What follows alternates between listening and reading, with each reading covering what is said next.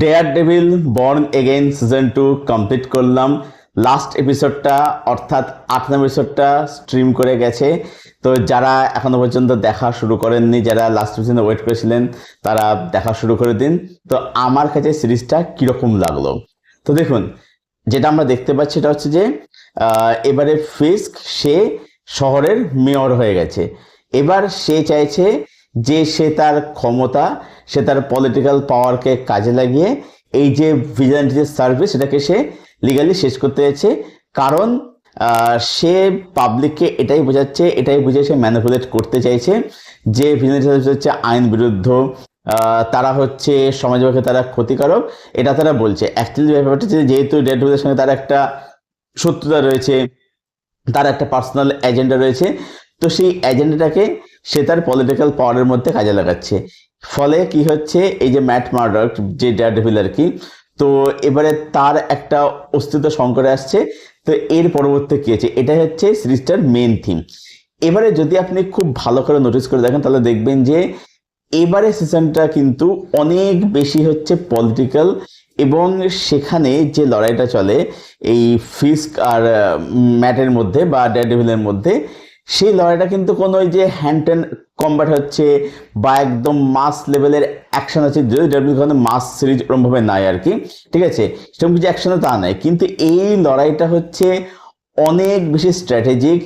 এই লড়াইটা হচ্ছে অনেক বেশি একটা স্নায়ুর লড়াই, এবং এই লড়াইটা হচ্ছে অনেক বেশি কি বলে, এটা মানে বুদ্ধির লড়াই আর কি। এখানে এখানে শক্তি দেখেন যে বুদ্ধির লড়াইটা এখানে বেশি কাজে লাগছে, এবং যেখানে যার ফলে কি হচ্ছে, আপনি ওটার সঙ্গে মানে ইন্টারেস্ট রাখছেন এবং আপনার জিনিসটাকে অনেক বেশি কিন্তু ইন্টারেস্টিং লাগছে। আরও কেন ইন্টারেস্ট লাগছে, তার কারণ হচ্ছে এইখানে কিন্তু ফিসকে মানে একদম যে টিপিক্যাল ওয়ান ডাইমেনশন ভিলেন আছে তা কিন্তু নয়। এখানে পুরো জিনিসটা কিন্তু নিরপেক্ষ হয়ে দেখাচ্ছে।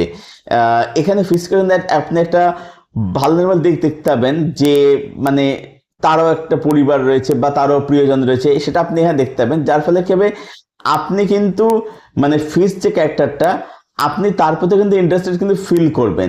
তো যার ফলে কি হচ্ছে, ওদের মধ্যে আসল জিনিসটা কিন্তু আপনি মানে থ্রুয়াউট কিন্তু আপনি এনগেজ হয়ে থাকছেন। অবশ্যই তো মোমেন্টস রয়েছে, স্পেশালি আপনি দেখবেন যখন লাস্ট এপিসোড যখন আসছে আর কি, ওখানে কোর্টরুম যেটা হয় মানে ম্যাট যেটা করে, সেইটা কিন্তু মানে আপনার প্রথমে অবাক লাগবে যে বাবা এরকম এরকম কিছু এরকম ইয়ে হলো, কিন্তু আপনি পরে বুঝতে পারবেন যে না, ওটা অ্যাকচুয়ালি ম্যাটারের স্ট্র্যাটেজি ছিল।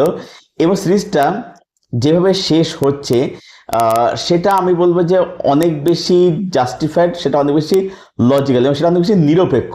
হ্যাঁ, এবার এখান থেকে অবশ্যই সিজন 3 এর একটা আসার সম্ভাবনা রয়েছে, যেটা জানা যাচ্ছে যে নেক্সট মানে 2027 মার্চে সেটার আসাটা চান্সেস রয়েছে। লেটস সি, দেখা যাক তারা কি করে কি না করে। তবে পার্সোনালি আমি বলবো যেটা আমার মনে হয়েছে যে সিজন 2 যে শেষ হচ্ছে, সিজন 3 যাতে আলাদা করে আনার কোনো দরকার ছিল বা আমার অন্তত মনে হয় না। হ্যাঁ, এবার যদি মেকার্স যদি ভালো যে স্ক্রিপ্ট যদি মানে তারা যে লিখতে পারে, তারা যদি তৈরি করতে, তাহলে সেক্ষেত্রে তারা অবশ্যই সেক্ষেত্রে আনতেই পারে। নেক্সট বলবো হচ্ছে এখানে প্রত্যেকের পারফরমেন্স, সবাই তাদের রেসপেক্টিভ ক্যারেক্টার অনুযায়ী খুব খুব ভালো কাজ করে। সেটা চার্লি কক্স ডেয়ারডেভিল চরিত্রের হোক, বা যিনি ফিস্ক চরিত্রে অভিনয় করেছেন তিনি হোক, বা ক্যারেন হোক, প্রত্যেকে তাদের জায়গাতে খুব খুব ভালো কাজ করেছে। এর পাশাপাশি অবশ্যই বলতে সিরিজটা টেকনিক্যাল অ্যাসপেক্টসের কথা। টেকনিক্যাল সিরিজটা কিন্তু বলতে যে ভেরি ওয়েল মেড, মেকার্সরা যে খরচ দিকে সেটা দেখলেই আপনি বুঝতে পারবেন। কালার কারেকশন বলুন, সেট ডিজাইন বলুন, লোকেশন বলুন, ক্যামেরা ওয়ার্ক বলুন, সেগুলো অবশ্যই ব্রিলিয়ান্ট, দুর্দান্ত। এখানে যে আমরা অ্যাকশন সিকোয়েন্সগুলো দেখতে পাচ্ছি, যেটা আমি প্রথমে বললাম, ডেয়ারডেভিল কিন্তু কোনো রকমভাবে মাস অ্যাকশন ওরিয়েন্টেড কাজ কিন্তু এখানে নয়। এবার ব্যাপারটা হচ্ছে যে এই যে সিরিজটা, এটা অনেক বেশি একটা সোশিও পলিটিক্যাল সিরিজ। এখানে লড়াইটা দেখছি, এটা অনেক বেশি একটা স্নায়ুর লড়াই, অনেক বেশি একটা মানে বুদ্ধ স্ট্র্যাটেজির লড়াই, সেটা আমরা দেখতে পাচ্ছি। এবার এখানে অ্যাকশনের মধ্যে যদি আপনি কোয়ান্টিটি খোঁজেন যে প্রচুর অ্যাকশন, তাহলে আপনি হতাশ হবেন। এটা ওরকম অ্যাকশনের কাজটা একদমই নাই।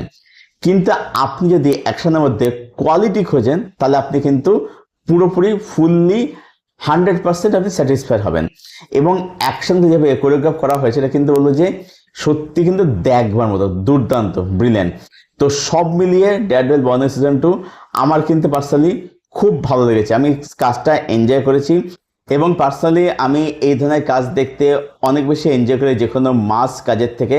কারণ এই ব্যাপারটা কি হয় যে একটা মাস কাজের মধ্যে সেখানে যে লড়াইটা সেটা হচ্ছে অনেক বেশি মানে হ্যান্ড টু হ্যান্ড কমব্যাট, সেখানে ঘুপঘাপ অ্যাকশন মারামারি হচ্ছে, সেখানে গুলিগোলা চলছে, আমরা এগুলো দেখতে যেখানে কোনো স্ট্র্যাটেজি বেশি থাকে না। কিন্তু এই যে লড়াইটা, এই লড়াইটা হচ্ছে অনেক বেশি হচ্ছে বুদ্ধির লড়াই, এই লড়াইটা অনেক বেশি স্নায়ুর লড়াই, হচ্ছে স্ট্র্যাটেজির লড়াই। তো যখনই এখানে শক্তির থেকে বুদ্ধির ব্যাপারটা বেশি চলে আসছে, সেই কাজটা দেখতে আমি অনেক বেশি এনজয় করি, যেখানে কাজটা আমার আসলে কিন্তু দারুণ লেগেছে, খুব ভালো লেগেছে। তো সব মিলিয়ে ডেয়ারডেভিল বর্ন সিজন 2কে আমি রেট করলাম 8/10।